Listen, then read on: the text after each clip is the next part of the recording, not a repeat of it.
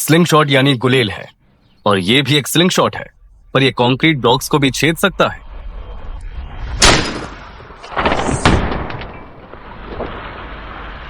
लेकिन चलिए फिर से शुरू करते हैं। तो मेरे पास एक आइडिया है, अगर आप स्लिंग शॉट और क्रॉसबो को मिलाएं तो क्या बनेगा? मैं बताता हूँ। दरअसल कुछ समय पहले मैंने एक बहुत बड़ा स्लिंग शॉट बनाया था, और भले ही वो काफी डरावना और जबरदस्त था, लेकिन उस सिस्टम की सबसे बड़ी कमी स्लिंग शॉट नहीं थी, वो मैं था और मेरी लिमिटेड ताकत। और फिर कुछ हफ्ते पहले मैंने ये क्रॉसबो आजमाया। ये वाला बहुत तेज गति से तीर दागता है, पर इसे हाथ से घुमाना नामुमकिन है, इसलिए इसके लिए विंच यानी चरखी का इस्तेमाल होता है। आप समझ रहे हैं मैं क्या कर रहा हूँ? मैं सिर्फ इलास्टिक बैंड्स को मान लो 20 किलोग्राम की ताकत से ही खींच पाता हूँ, और उससे मैं 84 जूल्स ऊर्जा पैदा कर पाता हूँ। तो अगर मैं बैंड्स को 300 किलोग्राम की ताकत से खींच पाऊं तो लगभग मुझे क्या मिलेगा? 1200 जूल्स। मुझे नहीं पता कि यही तरीका सही है, पर मुझे विंच और स्लिंग शॉट को मिलाने का तरीका ढूंढना होगा ताकि पता चले, और मुझे लगता है मैं यहीं से शुरुआत कर सकता हूँ। ये एक स्लिंग शॉट राइफल है और इसके दो मुख्य हिस्से हैं। एक क्लैम्प सिस्टम जो पाउच को पकड़ता है, जिसमें एक स्टील बॉल भरी होती है, और एक फोक जो आगे धकेला जाता है और बैंड्स को खींचता है। तो मैं मानता हूं कि मैं अपने स्लिंग शॉट राइफल के लिए भी इसी कॉन्सेप्ट का इस्तेमाल कर सकता हूं। बस फर्क इतना होगा कि मेरे पैर की जगह फोक को आगे बढ़ाने के लिए मुझे 360 किलोग्राम की विंच का इस्तेमाल करना होगा। 125 गुना ज्यादा भारी स्टील बॉल्स दागनी होंगी, और हर चीज को फिर से रिडिजाइन करना होगा ताकि सारे कंपोनेंट्स फिट हो जाएं, वे एक साथ काम करें, और कुछ भी टूटने से मेरी जान खतरे में ना हो।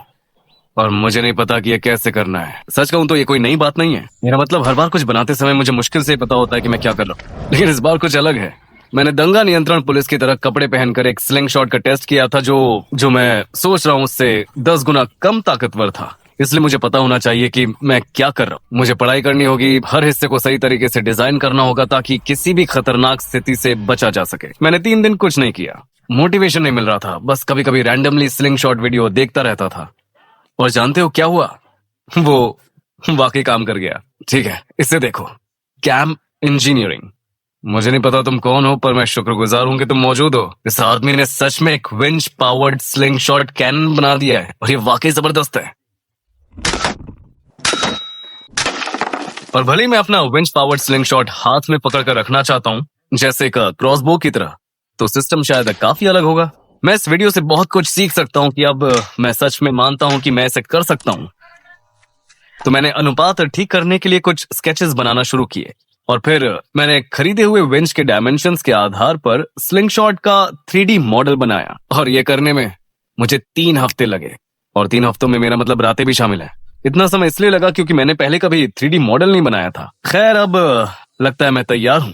ये दुनिया का सबसे जबरदस्त राइफल स्लिंग शॉट हो सकता है अगर ये काम करे तो। सारे पार्ट्स एक्सपोर्ट करने और थ्रेडेड होल्स के टेक्निकल ड्राइंग्स बनाने के बाद मैंने उन्हें खुशी खुशी बिना किसी हिचक या पछतावे के एक CNC ऑनलाइन कंपनी पर अपलोड कर दिया, और अब बस मुझे उनके पार्ट्स बनकर आने का इंतजार करना है।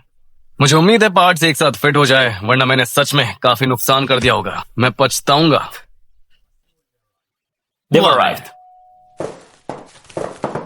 ये सारे स्लिंग शॉट राइफल के पार्ट्स हैं, और मुझे पता है शायद ये पूरी तरह फेल भी हो सकता है।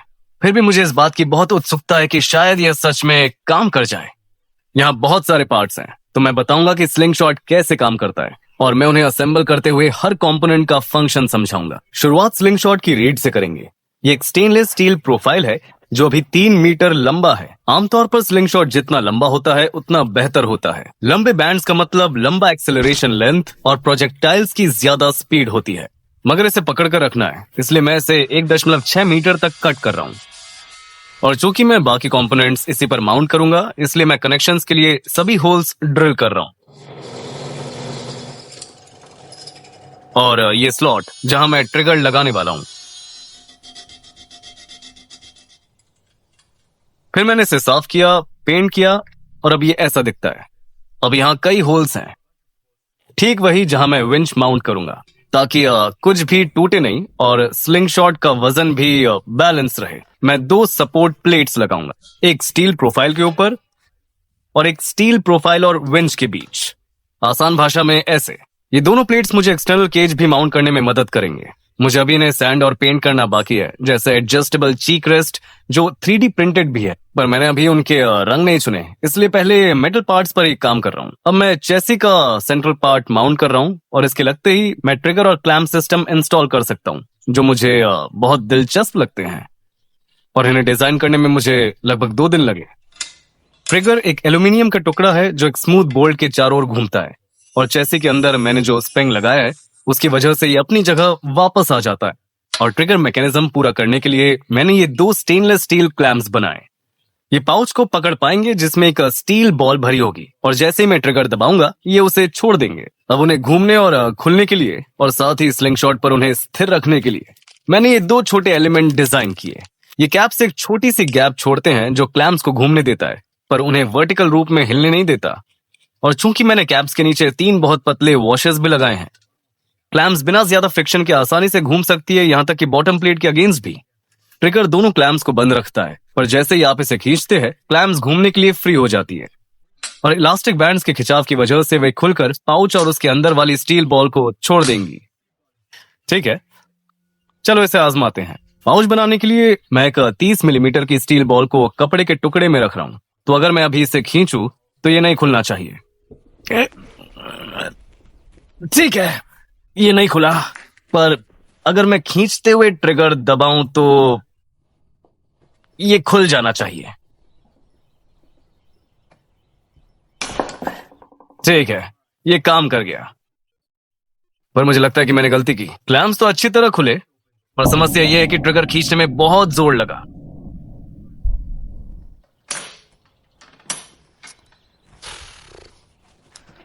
मैं दिखाता हूं। तो जब कुछ भी क्लैम्प्स को नहीं खींच रहा होता तो ट्रिगर के इस हिस्से पर भी कोई दबाव नहीं होता और सिस्टम काफी अच्छे से काम करता है। लेकिन जैसे कुछ खींचता है ट्रिगर पर बहुत दबाव पड़ता है और उसे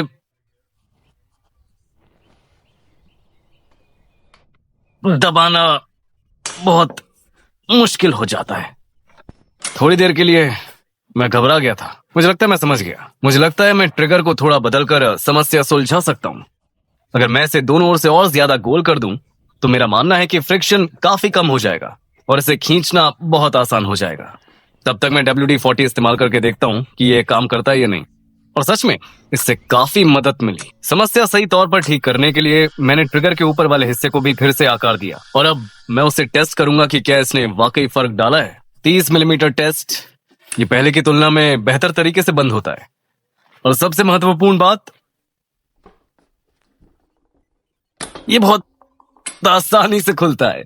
यस, अब इस स्थिति में मैं चेसी का निचला हिस्सा, ग्रिप और स्टॉक माउंट लगा सकता हूं और अभी आखिरकार उस चीज जैसा दिखने लगा है जिससे मुझे सच में डर लगना चाहिए। ये लंबा हिस्सा स्लिंग शॉट को पकड़ने में आसानी देगा, खासकर जब ये शूट करने के लिए तैयार हो और इसकी फोक पूरे स्टील प्रोफाइल की लंबाई तक फैली होगी। वैसे ये है भारी भरकम स्टेनलेस स्टील फोक और ये मेरी राइफल स्लिंग शॉट की फोक है जिसमें मैं इलास्टिक बैंड्स लगाऊंगा। फोक स्टील प्रोफाइल पर टिकी रहेगी और जब ये विंच केबल से खींचा जाएगा तो ये उसके ऊपर रोल कर सकेगी। इसके लिए फोक और फ्रेम के बीच पॉइंट ऑफ कांटेक्ट ये रोलर बियरिंग्स हैं।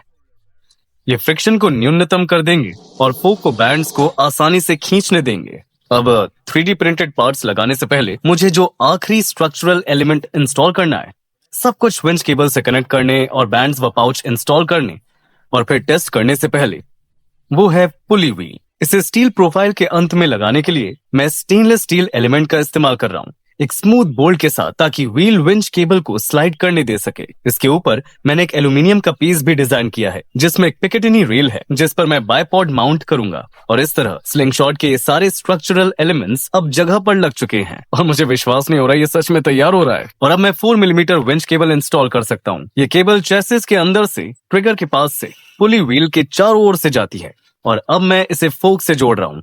ऐसे मैं केबल को एक लूप और एल्यूमिनियम स्लीव से फिक्स कर रहा हूँ। मैंने ऊपर की प्लेट भी लगाई है ताकि लूप वर्टिकली स्लाइड न हो सके। अब 3D प्रिंटेड पार्ट्स के लिए मुझे लगता है मैं सुरक्षित रूप से बस उन्हें काला पेंट कर दूं, पर डर है कि इस तरह आप उन्हें मुश्किल से ही देख पाओगे। इसके अलावा मैं इसे चैनल पर जैसे पहले बनाया था वैसे मेल रखवाना चाहता हूँ, तो मैं पहले इसे चिकना कर रहा हूँ ताकि सतह स्मूथ हो जाए और फिर मैं उनको प्राइमर फिलर लगाकर फिर असली पेंट करूंगा। और जब तक मेरे 3D प्रिंट प्लास्टिक में पड़े हैं और पेंट सूखने का इंतजार कर रहे हैं, चलिए पैसों की बात करते हैं। मुझे अच्छी तरह पता है कि मैं उतने पैसे में एक छोटी कार या बहुत अच्छी स्नाइपर राइफल खरीद सकता था जो मैंने स्लिंग शॉट खरीदने में खर्च किए। और मैं कंगाल नहीं हो रहा। इसका कारण है ओडू। ओडू एक सॉफ्टवेयर है जो लोगों को उनके बिजनेस संभालने में मदद करता है। ये कई एप्स देता है जो रोजमर्रा के कामों को आसान बनाते हैं। पहला ऐप जो आप चुनते हैं वो हमेशा के लिए मुफ्त होता है, होस्टिंग और सपोर्ट सहित। और अगर आप और एप्स चुनते हैं तो आपको पेड प्लान पर जाना पड़ेगा। ओडू के मुख्य टूल्स में से एक अकाउंटिंग ऐप है जिसकी मुझे बहुत जरूरत है। ये ऐप आपको प्रोफेशनल इनवॉइसेस बहुत तेजी से बनाने में मदद करता है और पेमेंट्स का हिसाब रखता है। अगर किसी की पेमेंट लेट हो जाए तो ये आपके लिए फॉलो अप भी करता है। आप अपने कस्टमर्स को आसानी से मैनेज कर सकते हैं और अपने अकाउंट्स में कुछ ही क्लिक्स में एक्सपेंसेस और ट्रांजैक्शंस रिकॉर्ड कर सकते हैं। इसके अलावा इसमें एक एआई है जो सप्लायर इनवॉइस डेटा को रीड करता है ताकि आपको इसे हाथ से एंटर न करना पड़े। ये सीधे आपके बैंक अकाउंट से भी कनेक्ट होता है ताकि आप हमेशा अपने पैसों का हाल जान सके। आप अपने बैंक स्टेटमेंट्स को आसानी से मैच कर सकते हैं और अकाउंटिंग को सरल व व्यवस्थित रख सकते हैं। साथ ही आपको साफ डैशबोर्ड्स मिलते हैं जो एक नजर में आपकी वित्तीय स्थिति दिखाते हैं।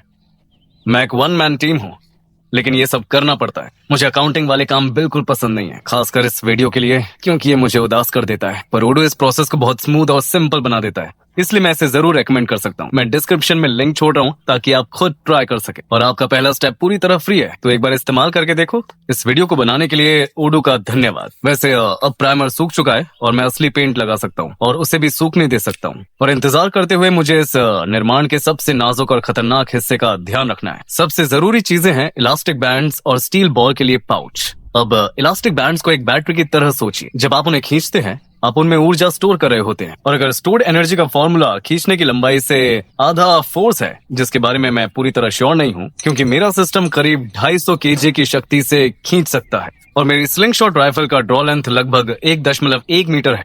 इसका मतलब जब स्लिंग शॉट लोडेड होगा और बैंड स्ट्रेच होंगी तो मेरे पास लगभग 1350 जूल स्टोर्ड एनर्जी होंगी।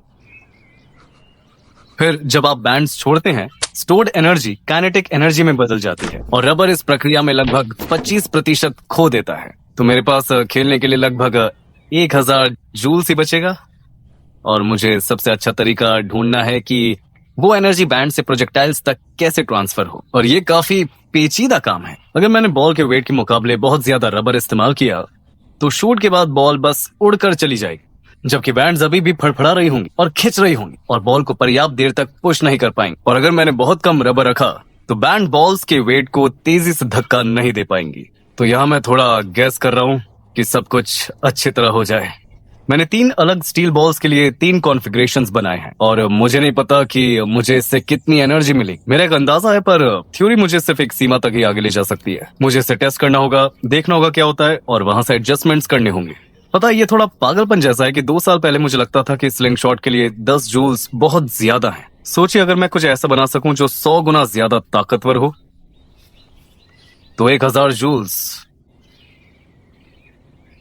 मेरा मानना है 1000 जूल्स मेरा लक्ष्य होगा। मैं बैंड्स को 2 रोल्स से काट रहा हूँ जिनके थिकनेस अलग अलग है और क्योंकि मुझे लगभग 80 बैंड्स बनानी है मैंने 3 अलग बैंड्स के शेप को 3D प्रिंट किया ताकि मैं उन्हें कट के लिए गाइडलाइन की तरह यूज कर सकूं। मुझे यकीन नहीं है कि यह सबसे अच्छा तरीका है, पर ये कुछ हद तक काम कर रहा है। फिर बॉल्स को क्लैम्स के अंदर रखने के लिए मुझे कुछ पाउच भी बनानी होंगी। जितनी हल्की पाउच होंगी उतना बेहतर होगा क्योंकि वे कम ड्रैग पैदा करती हैं, पर उन्हें बॉल्स को अच्छी तरह पकड़ने के लिए पर्याप्त बड़ा होना चाहिए और 250 किलोग्राम की ताकत में फटने लायक बिल्कुल नहीं होना चाहिए। मैं उन्हें 2 मिलीमीटर मोटी लेदर से बना रहा हूँ जिसे केवलर से रीइंफोर्स किया गया है और स्टेनलेस स्टील आईलेट्स लगाए हैं और मैंने उन्हें अस्थायी रूप से ग्लू किया है। पर अब मेरी दादी उनकी सिलाई में मेरी मदद कर रही हैं, डबल लेयर कॉटन स्ट्रिंग का उपयोग करके। और उसके बाद मैं उन्हें बड़े केवलर स्ट्रिंग से फिर से सिल रहा हूँ। वे सुंदर बिल्कुल नहीं है क्योंकि मैं बहुत जल्दी में हूँ, पर ये मटेरियल पूरा लोड झेलने के लिए काफी होगा और फटना मुश्किल होगा, उम्मीद कर रहा हूँ। अब एक बात जो मैंने नहीं सोची थी कि पाउच के 10 मिलीमीटर होल्स के अंदर 6 इलास्टिक बैंड्स फिट करना कितना मुश्किल होगा,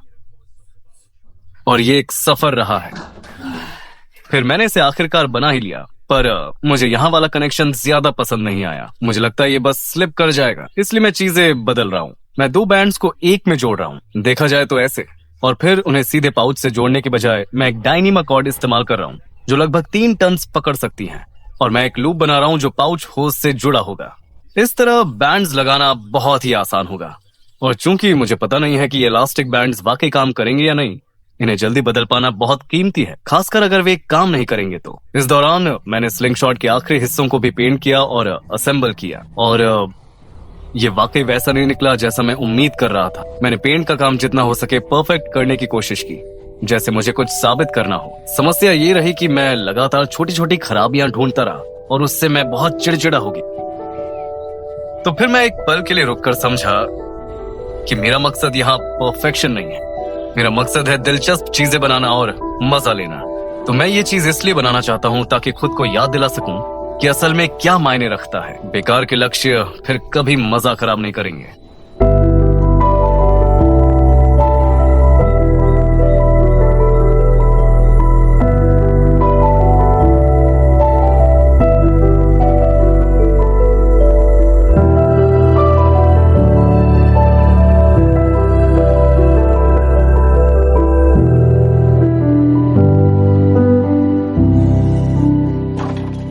कुल मिलाकर कहूं तो मैं पेंट करने में बहुत खराब हूं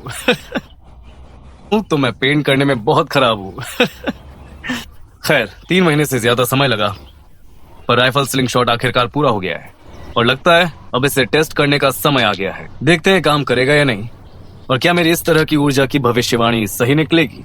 हर स्टील बॉल के लिए मेरे पास अलग अलग थिकनेस वाली 2 बेंड सेटअप हैं, जिन्हें मैं टेस्ट करूंगा, और मैं सैंडबैग्स पर शॉट मारूंगा जो प्रोजेक्टाइल्स को रोक सके बिना उन्हें उछाले। और चूंकि मुझे सच में कोई अंदाजा नहीं कि ये चीज मेरे ऊपर वापस फायर कर देगी या नहीं, पहले टेस्ट के लिए मैं एक पॉलीकार्बोनेट शील्ड के पीछे खड़ा रहूंगा। इसके अलावा मुझे आखिरकार एक क्रोनोग्राफ भी मिल गया है, तो मैं प्रोजेक्टाइल की स्पीड और एनर्जी माप सकूंगा। तो मैं हल्की चीज से शुरू करूंगा, एक छोटी 20 मिलीमीटर बॉल से, जो एक सामान्यतः स्लिंग शॉट एमओ के मुकाबले ऐसे दिखती है, और मैं इसे 0.6 मिलीमीटर मोटी फ्लैट बैंड से शूट करूंगा। और इसलिए घर में जो जो सुरक्षा इंतजाम मिले उन्हें पहनकर मैं टेस्ट शुरू करने के लिए तैयार हूं। चलो शॉट लेते हैं।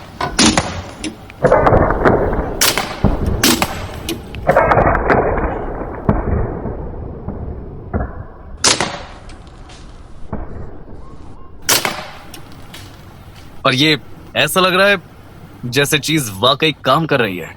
तो मैंने स्पीड नहीं मापी, मैंने पहले ही एक बॉल खो दिया है, पर ये सच में काम कर गया।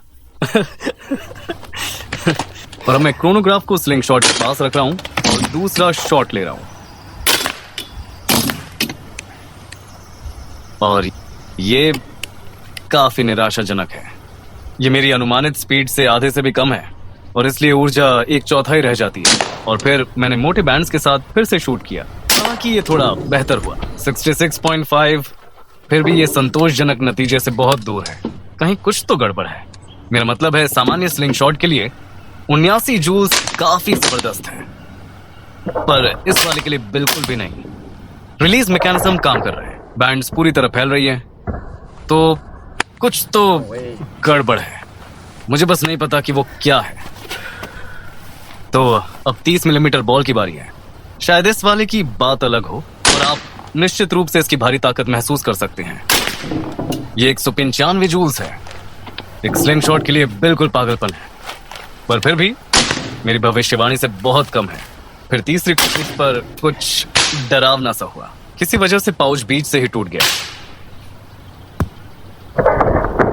जहां सेंट्रल होल है, और उसने स्टील बॉल पीछे छोड़ दिया, जो फोक से टकराकर उछला और किसी तरह से हवा में चला गया।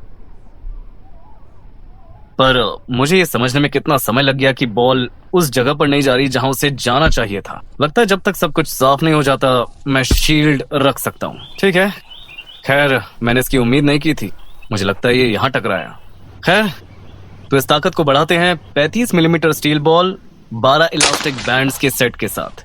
और यहाँ की ऊर्जा बहुत ज्यादा है, छोटे प्रोजेक्टाइल के मुकाबले स्पीड ज्यादा नहीं गिरी, 51, और नतीजे के तौर पर मुझे 230 जूल्स मिले, जो कि वाकई गजब का है। शायद मुझे स्लिंग शॉट के काम करने के तरीके से अब खुश होना चाहिए, और हाँ, शायद होना भी चाहिए, लेकिन कुछ तो ठीक नहीं है। और वैसे एक पैटर्न है, और इस चीज में 2.5 गुना एनर्जी ज्यादा होनी चाहिए थी जो ये दिखा रहा है, और मुझे पता लगाना है कि समस्या क्यों हो रही है।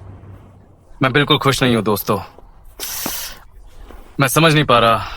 मेरी सबसे बड़ी दिक्कत यह है कि मुझे कोई आइडिया नहीं है कि मुझे नतीजे क्यों नहीं मिल रहे। पर मैं अभी इसे बंद नहीं करूंगा दोस्तों, 3 महीने हो गए, मैं बीमार हूं, मुझे वीडियो पब्लिश करना है और सुबह के 2 बज रहे हैं और मुझे लगता है कि मुझे समझ में आया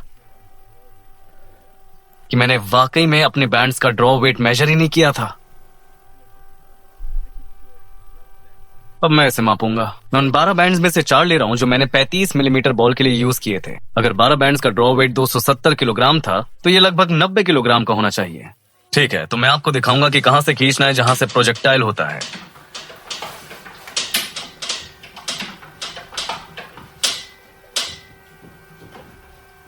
वो लगभग यही है। क्या क्या? तो मैं दूसरी बार कोशिश कर रहा हूं ताकि यकीन हो जाए कि मैं भ्रमित नहीं हो रहा।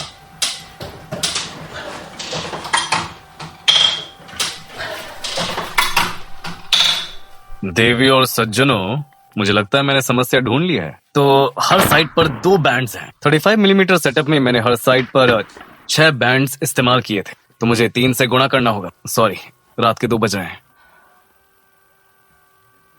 क्या? नहीं, यह असंभव है। मैंने 32 किलोग्राम मापा था। 3 से गुणा करता हूं तो 96 किलोग्राम होता है। मैंने 96 किलोग्राम से खींचा था, 270 के बजाय। अरे यार, ये बहुत जबरदस्त होने वाला था। तो मैंने 2 स्टील बॉल्स के लिए भी वही चीज मापी। पहले 30 मिलीमीटर सेटअप जो हमने सोचा था उससे 2.6 गुना कम निकला, और फिर 20 मिलीमीटर बॉल जो 2.7 गुना कम निकला। और मैं फिर से एक पैटर्न देख रहा हूं। मुझे नहीं पता कि मुझे खुश होना चाहिए या दुखी, मतलब ज्यादा ही दुखी, क्योंकि 3 महीने हो गए हैं दोस्तों, और मैं समझता था कि काम खत्म हुआ। क्या मुझे फिर से टेस्ट करना होगा? हाँ, मुझे फिर से टेस्ट करना होगा। तो अच्छी खबर यह है कि 275 जूल्स उस चीज की पूरी क्षमता के आसपास भी नहीं है। अरे, और बुरी खबर यह है कि जो मैं देख रहा हूं वो ट्रिगर है। 100 किलोग्राम से कम में भी मुझे इसे खींचने में कठिनाई हो रही थी, और तो और 270 किलोग्राम के साथ तो ये हिल ही नहीं पाएगा। तो मैं इसे ठीक करूंगा। मैं क्लैम्प्स जहां ट्रिगर को छूते हैं वहां रोलर बियरिंग्स इंस्टॉल करूंगा, और इससे फ्रिक्शन बहुत घट जाना चाहिए। इसके लिए मैं क्लैम्प्स में एक छेद ड्रिल कर रहा हूं। फिर मैं एक जगह काट रहा हूं जहां मैं स्मूथ काउंटर संग बोल्ट के चारों ओर 3 रोलर बियरिंग्स फिट कर सकूं। और पार्ट्स को असेंबल करने के बाद ये कुछ ऐसे दिखता है।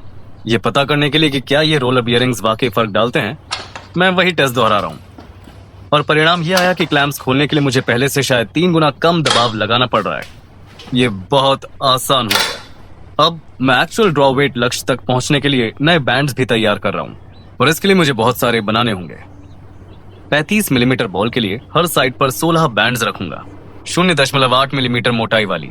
मैंने नए पाउच भी बनाए हैं, बेहतर लेदर, बेहतर केवलर और बीच का सेंट्रल होल हटाए हुए, ताकि उम्मीद है कि वे फटे नहीं। और इस तरह मुझे लगता है मैं टेस्ट नंबर 2 के लिए तैयार हूं। इस बार मैंने बैंड्स खींचने के लिए एक इम्पैक्ट रेंच भी लिया है, क्योंकि हाथ से करना सबसे अच्छा तरीका नहीं था। और जितनी तेजी से मैं बैंड्स खींचकर शूट करूंगा उतनी ही ज्यादा एनर्जी उनमें बची रहेगी। खैर, इम्पैक्ट रेंच काम नहीं कर रहा, तो अब मैं थोड़ा घबरा रहा हूं।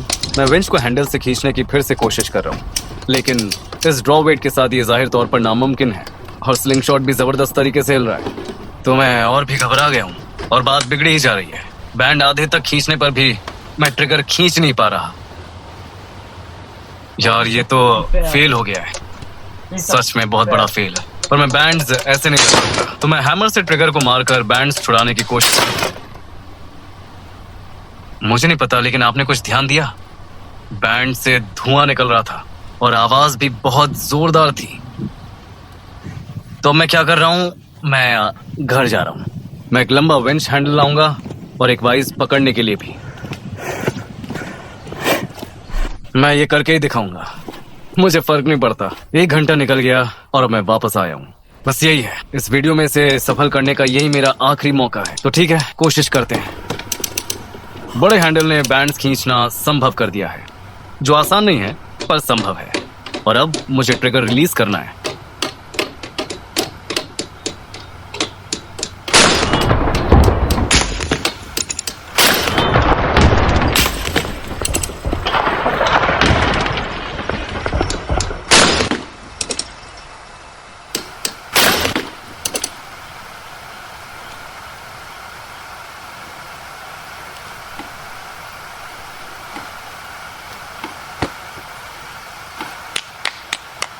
61.9।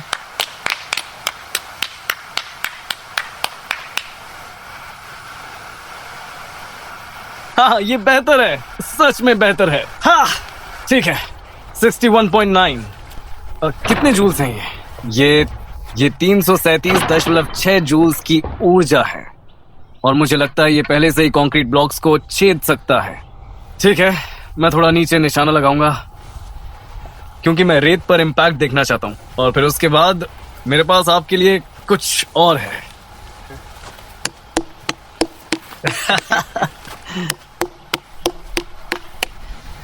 हाँ, अगर आपको लग रहा है कि मैं मजाक कर रहा हूं तो ये रहा आपका सबूत। मतलब ये वही 80 मिलीमीटर पर सेकंड नहीं है जिसकी मैं उम्मीद कर रहा था, पर मैंने शूट करने से पहले बहुत देर इंतजार किया, इसलिए मुझे लगता है मैं एनर्जी बर्बाद कर रहा हूं, पर मैं इसे स्वीकार करूंगा, सच में स्वीकार करूंगा। ठीक है, फिर से कोशिश करते हैं। इस बार मैं बेंच को पहले के मुकाबले तेजी से खींचने की कोशिश कर रहा हूँ, और इसे शूट करना उम्मीद से भी ज्यादा हर बार मुझे सच में झकझोरता है।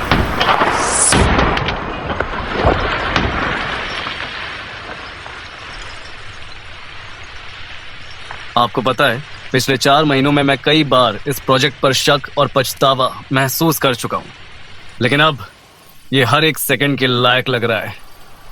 वैसे इस बार बॉल पूरे रेत की बाल्टी से निकलकर पीछे से बाहर निकल गया है। इस साइड से एक बेंड टूट गया है, और अब यहाँ मेरे पास 14 है और वहां 16 है, तो मैं यहाँ एक काट दूंगा। खैर, देखते हैं तरबूज के साथ क्या होता है।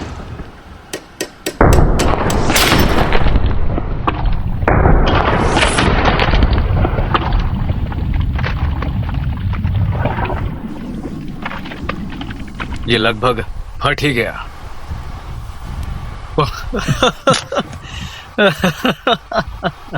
ये हर साइड पर 16 की बजाय 14 बैंड्स के साथ था, और मुझे लगता है फर्क इस बात पर निर्भर करता है कि बैंड्स खींचने के बाद आप कितनी जल्दी शॉट ले पाते हो। ये पागलपन है, और मैंने अभी 6 बैलिस्टिक डमीज का ऑर्डर भी दे दिया है, और साथ में कई तरह के टारगेट्स भी मंगवाए हैं।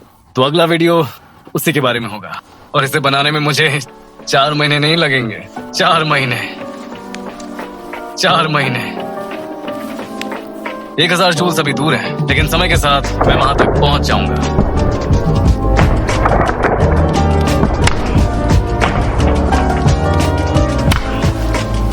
मैं खुश हूं दोस्तों।